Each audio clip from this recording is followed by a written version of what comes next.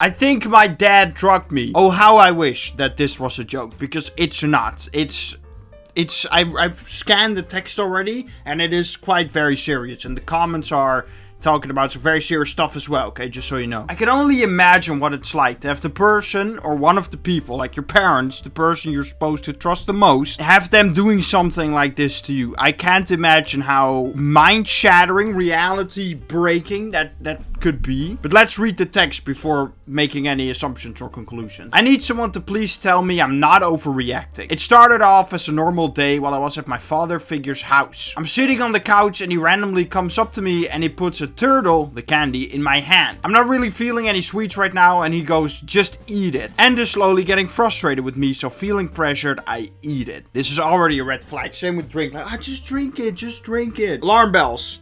Make sure that evokes alarm bells from now on. Before eating it, I noticed a weed smell. To be honest, I thought I was tripping, or it was one of those situations where it just smelled like weed to me, but it wasn't actually like that. To be fair, I've had that a few times as well, where I'm like,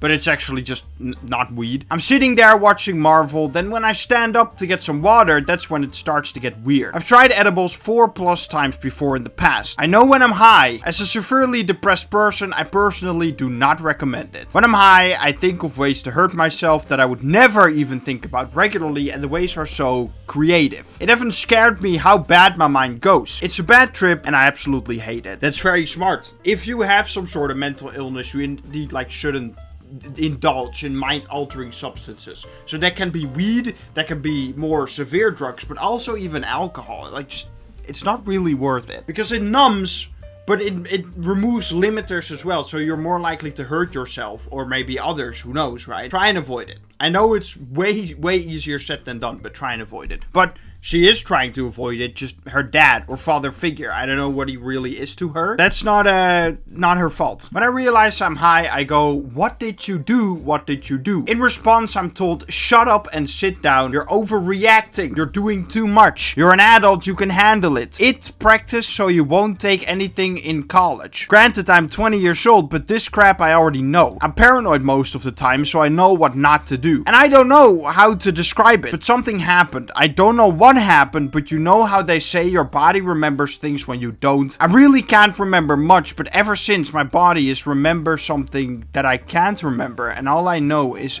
gotten in the shower almost 4+ times a day and scrubbed my skin raw because I can't remember. Is it me? Are my emotions just haywire and I'm doing too much? Maybe the situation isn't as bad as I think, but I don't know. I just want someone to tell me I'm not crazy. I'll be honest with that last little paragraph about the 4+ times in the shower. I don't really understand it very well. The thing is, he didn't deny anything. He just said, shut up, sit down, you're overreacting, doing too much.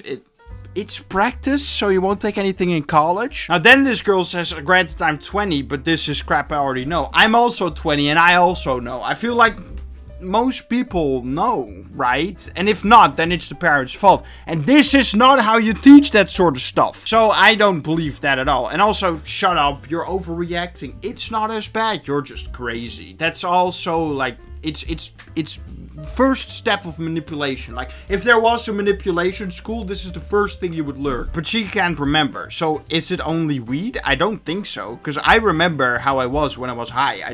I've done it a few times. And I remember what I did. I didn't get blackout. I just felt sick. Really, I don't like weed at all. Also, it's in the Netherlands, so it's legal. I'm not breaking the law. You are not overreacting. This was a test run. Never, ever be alone with this person. Ever. This is a crime, and you can report it as such if you want. The likelihood of getting raped by this person is directly proportional to how loudly and assertively you react to this incident. Or stay quiet and see how much further it goes next time. Because there will be a next time, and probably soon. That is very much a good point, right? Because they often try to prey on weaker ones, people who do this type of stuff, right? Because if you, let's say you do it to me, I would be very loud, okay? I would be a hard target. You couldn't try this with me. But let's say you find someone with severe depression, who knows what else she has, maybe she's a little bit shy or whatever. That's an easier target. If you drug her and you're just trying to gaslight them, It is easier, and that's really horrible to say, but it is true. And then if you don't make a big stink out of it, yes, the likelihood of it happening again, which, I mean, it is gonna happen again, but it going further, right?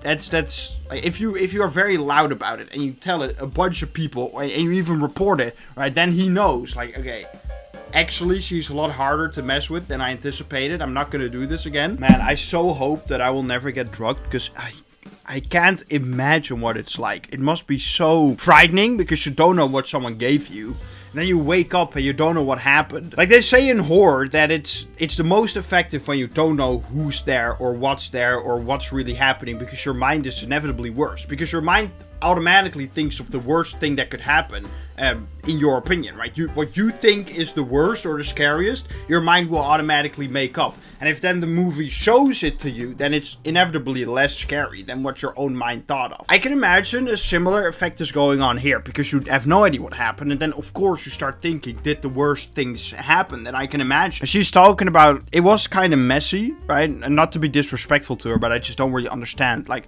talking about the body remembers, but your mind doesn't. I get that part, yeah. And all I know is gotten in the shower almost 4+ times a day and scrub my skin raw because I can't remember. Now, I'm trying to figure out, is she suggesting that something happened to her and she's trying to clean? Or is that a way, kind of like self-harm, where you try to cope with certain things? You don't really know how and you don't really know what, but so you just do anything, really. But this is honestly a very scary situation, and I hope she doesn't spend time with this man anymore, at least not alone. And she probably shouldn't spend time with him ever again, no matter how many people are there. You are absolutely not crazy, and you are not doing too much. If he pressured you into eating an edible without informing you of what was in it, then that means he 1000% drugged you. I highly suggest telling another family member or even the police. As someone who loves edibles/smoking, I would absolutely never trick someone into taking one, because I know how horrifying and scary it can be for some people to be high. I am so very sorry this happened to you, and I hope you are doing better. Please reach out to someone. His behavior is not normal and very concerning. And that's the thing, it's easy for us to say, like, that's not normal behavior, this is very dangerous, you shouldn't be with this person. But when you're in there and you don't really have an outside opinion, it's easy to get tricked, manipulated by someone, but also to kind of like, am I overreacting? Is it really as bad? But if everyone tells you, oh yeah, it is that bad, and it is really concerning, and it is like, they pile on with what people think, then you can easily like understand that this is not normal behavior. But when you don't have all these opinions and you're just kind of alone there with the other person, like, it's harder to stand up for yourself, because it's easier to make you believe that you're crazy for doing so. But you're not, okay? Trust me.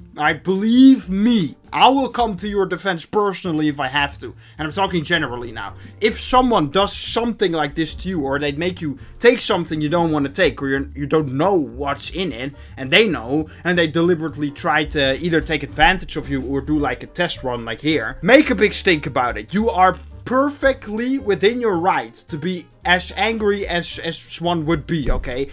If someone drugged me, that person, I'm killing that person, maybe. I'm not doing that. They are getting hurt, though. I would be so mad. Like, I would actually be very aggressive. So, you have all the right to be angry and all the right to, like, you shouldn't assault them, really. What you should do is tell someone and then go to the police, right? Don't do what I would do. Do as I say, not as I do.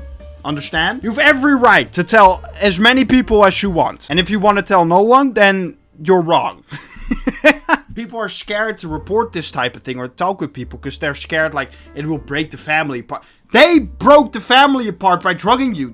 You are not doing anything that they haven't already done 100 times worse, okay? It's not you. It's not you who's ruining the family. Even if people try to make you think that it was you, it's just not. They say like, oh, if you just kept quiet, we could have lived as a happy family. Clearly you weren't a happy family if someone is drugging someone else. Sorry, I'm not angry at you. Okay, I'm just passionate about this. Please stay sharp.